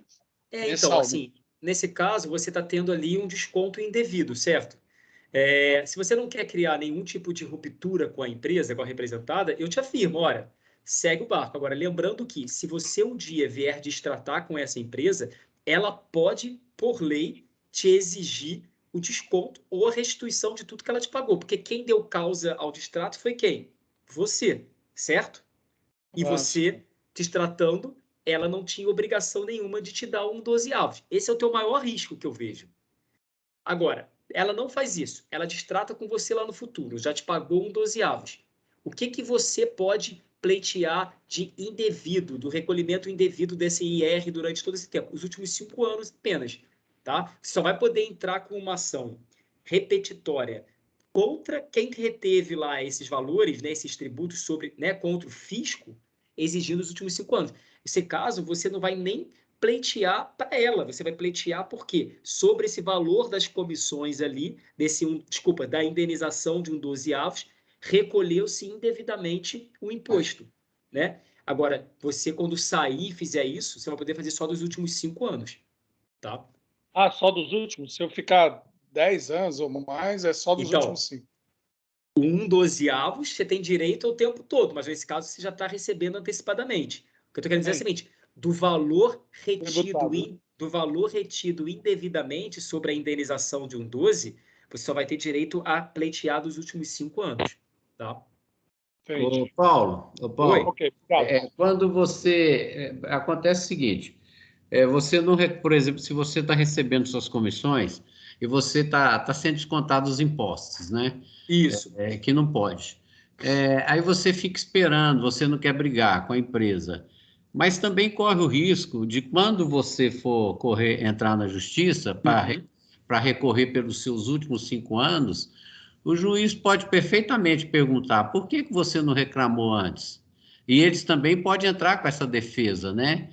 Porque quem cala consente. O que você acha disso, Paulo? Então, mas aí que tá, você não vai entrar contra a representada, né? Essa ação aí, você vai reaver esses impostos que foram recolhidos para o fisco, né? Não, imposto. Eu estou falando com relação a comissões que você recebe, que eles consideram líquida, descontando ICMS, IPI, frete, essas coisas todas. Aí você fica trabalhando, aceitando. Aí dali você sai, você vai reclamar sobre os 5 últimos anos. Também a empresa pode falar que quem cai é uma defesa dela. Né? Sabe qual é a maior defesa dela? Na hora que você faz o distrato, geralmente, em regra, o que você dá? A quitação, né? Isso. Quando você dá uma quitação irretratável, irrevogável, muitos juízes, e aí você tem razão, entendem que aquela quitação, ela deu fim ao contrato, fim à relação. Então, não faz sentido você ingressar na justiça, obviamente, para poder reaver esses valores aí, ter esses valores que foram descontados indevidamente de você. Então, sim, há muita perda processual, derrota judicial, em razão do distrato, da quitação que foi dada. Se você não reclamou antes, depois que você fez o distrato, deu a quitação, o juiz reconhece que você ali anuiu com aqueles valores que foram pagos a você. Você deu quitação à representada. Você tem razão, tá? Essa ação, tanto é que em nenhum momento vocês me viram falando que a chance de êxito dessa ação existe, é alto. Isso eu não garanto. O que eu falei para vocês que a chance de êxito alto é contra a Fazenda Nacional no 15% da indenização, lá do IR de 1/12. Essa eu posso garantir a vocês que há chance absoluta de êxito, tá? Ok. Paulo, uma pergunta. Boa noite. Boa noite. Eu falo aqui de Brasília. Eu tenho um contrato com região fechada e há 3 anos trouxeram um atacado de outro estado dentro da minha área e quem atende esse atacado é o representante de outro estado. Isso é legal? Deixa eu tentar entender aqui. Você tem um contrato e esse contrato...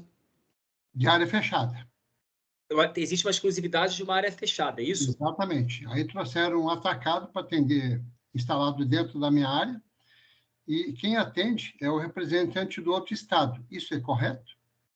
Então, sim, falando em tese também, tem quebra direta de exclusividade. Você tem uma área fechada em que nessa área foi colocado um atacado e o atacado utiliza o representante de outro estado para atuar ali. Correto. De acordo com o artigo 31, todas as comissões auferidas ali dessa relação é devida ao representante que tem contrato direto de exclusividade. Então, assim, você está tendo ali, obviamente, a violação de um direito que você tem de exclusividade previsto no artigo 31. É, em tese, uma quebra de exclusividade que leva à justa causa do contrato ou o direito a receber comissões vendidas por esse outro representante. Lá em São Paulo, eu já peguei 2 casos de representantes que tinham participação sobre as comissões desse representante que vendia de outro estado. Existia esse direito no próprio contrato de participação. Ou seja, se você tinha representantes de outros estados fazendo essa relação no atacado de venda ali, e se existia ali um contrato de representação com o representante local, esse representante local recebia parte dessas comissões. Tá? Ok. Obrigado, E, Paulo, mesmo se esse atacado comprar lá na sede dele e só transferir o material para cá? Entendi. O quê? Mesmo se o atacado comprar lá na origem dele, lá na matriz, exemplo, ele é de São Paulo e botou aqui. Mas se ele compra na matriz dele diretamente com ele, o representante local não tem direito, né? Então, é por isso que eu estou dizendo, porque às vezes ele pode comprar lá no lugar, na matriz dele e transferir para cá. Aí não, nesse caso, o representante local não é o intermediador, não é o agenciador, ele não tem direito às comissões. Gente, a gente está avançando aí são 8h45. Alguém tem mais alguma dúvida? A gente pode encerrar. Mais uma vez, eu reforço. As dúvidas que estão lá no chat, tem bastante coisa. Eu acho que foi copiado já para o pessoal do Sebrae. Vão passar para o meu e-mail lá do Confere. Eu vou organizar junto com o pessoal da comunicação respostas bem objetivas de cada um. E isso vai ser disponibilizado para vocês junto com o material. Tudo bem? Paulo. Oi. Boa noite. Oi, Luiz. Eu sou Luiz. Eu sou um convidado, eu não sou representante, tá? Mas eu atuo como advogado há 35 anos nessa área. Pô, que legal. tá? Eu sou da Bahia, sou de Salvador. Estou participando a convite de um amigo que me mandou para participar em função de eu atuar há muitos anos nessa área. Primeiro, lhe parabenizar pela exposição Obrigado. fácil, bem colocada, fácil de entender. Tá? Sei que o assunto é complicado e desvantajoso bastante para os representantes. Bastante. Tá? Percebo isso a cada cliente que eu atendo. Primeiro, desinformações. Segundo, o tratamento que eu vou chamar empresas, porque tem hora que eu não uso essa palavra de representada, tá? Uhum. As empresas,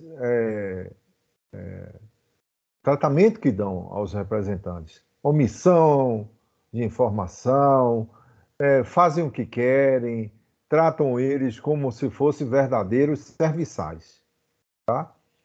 Bom, teve duas coisas que me chamou a atenção. Claro. A primeira, aí vai uma contribuição. Toda vez que o representante se sentir desconfortável em alguma coisa, eu gosto muito de escrever no sentido, mande um e-mail registrando né? isso. Exatamente. Ou a verdadeira notificação extrajudicial. Que tem custo, né? Hoje em dia. Sim, mas olhe bem, mas na hora que você faz uma notificação extrajudicial e você aponta as mazelas, o que você chamou de justa causa, tá certo?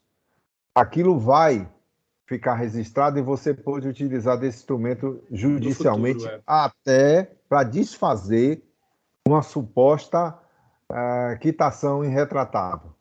Ainda tá? que ela exista, a quitação, você consegue desconstituir, né? Se tiver prova. Exatamente, né? Exatamente. Ou não, ou então fazer a notificação extrajudicial e partir para o rompimento contratual pela via judicial. Exato. Eu adoto mais esse caminho. Não dá certo, tome aqui sua notificação, suas mazelas praticadas, e eu vou lá pedir judicialmente o rompimento contratual pela aquela chamada via indireta, mas com causa motivadora por parte da empresa, por parte da tomadora. Sem a quitação, né? Sem dar ali a quitação. Exatamente. Vai pagar em juízo, tá? Vai pagar em juízo. Tá? E a outra, aquela questão que você falou de um juiz dizer, não, você não pode fazer nenhuma postulação tomando por base a Lei 4.000. 486. Isso. Aí o que é que eu faço? Eu vou para a Justiça do Trabalho. E reconhece já o que não teve. Exatamente. Aí eu vou pedir a relação de emprego, ou alternativamente, uma vez não reconhecendo a relação de emprego, um reconhecimento da representação comercial, e aí a cobertura pela Lei 4.800. Tá? Luiz, ótimo você falar isso, meu colega Luiz aí, porque é o que acontece, gente, na prática, quando há uma decisão judicial dizendo, olha, você não tinha o registro na 486, seus direitos não são direitos ali civilistas, né, da Lei 486. Aí vai para o terceiro da CLT. Vai para a CLT. Eu não tenho direito a 486, não era um representante habilitado, mas eu era um vendedor, eu era um promotor de vendas, eu era um empregado daquela contratante que é a representada. Exatamente. É isso aí. A gente está alinhado, então. Tá bom. Muito obrigado. Valeu, Luiz. Obrigado. Um abraço, felicidades para você, hein? Saúde, obrigado. Eu acho que a gente pode encerrar, né, Joaquim? Posso fazer uma só?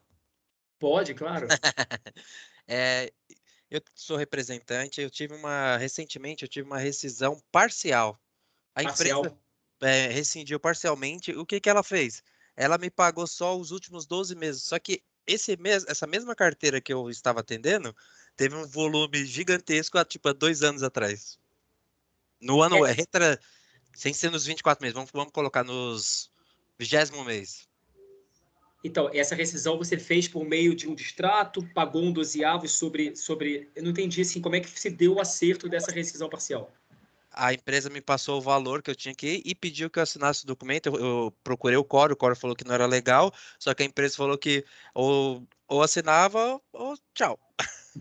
Aí eu falei, mas isso não está correto. Eu formalizei um e-mail para ela, o Core regional informou que não está correto, e estou assinando para não criar transtorno entre a nossa relação comercial.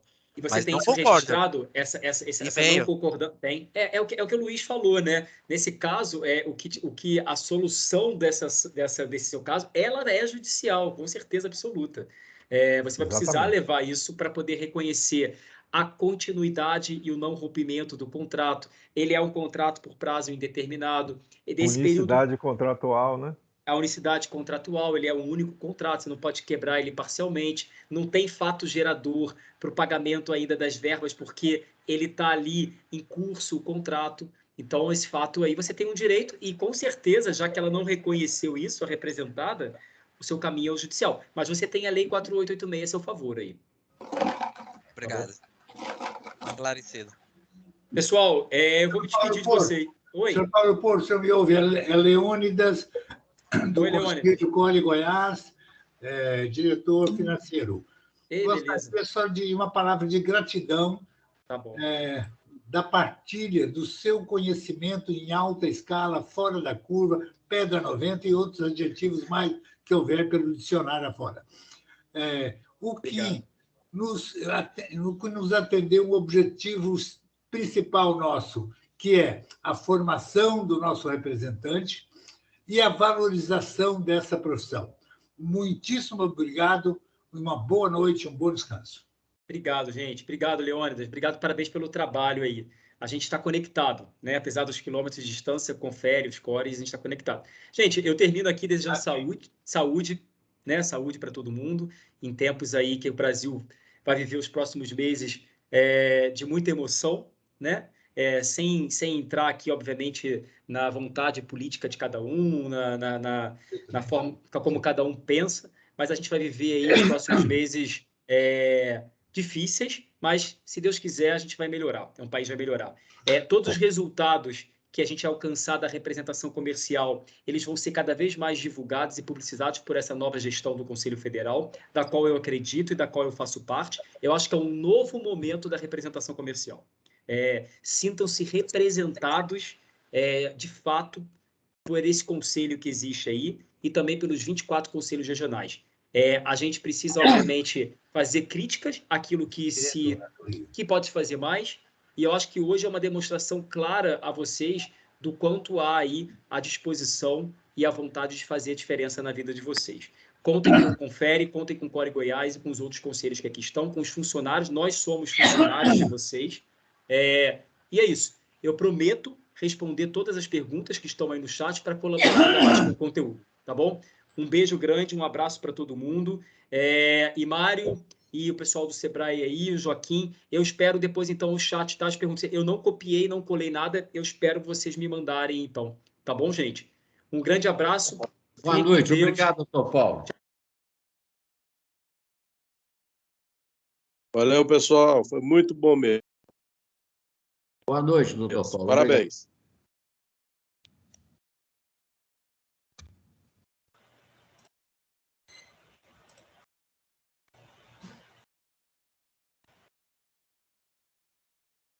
Forte abraço aqui do Core Bahia.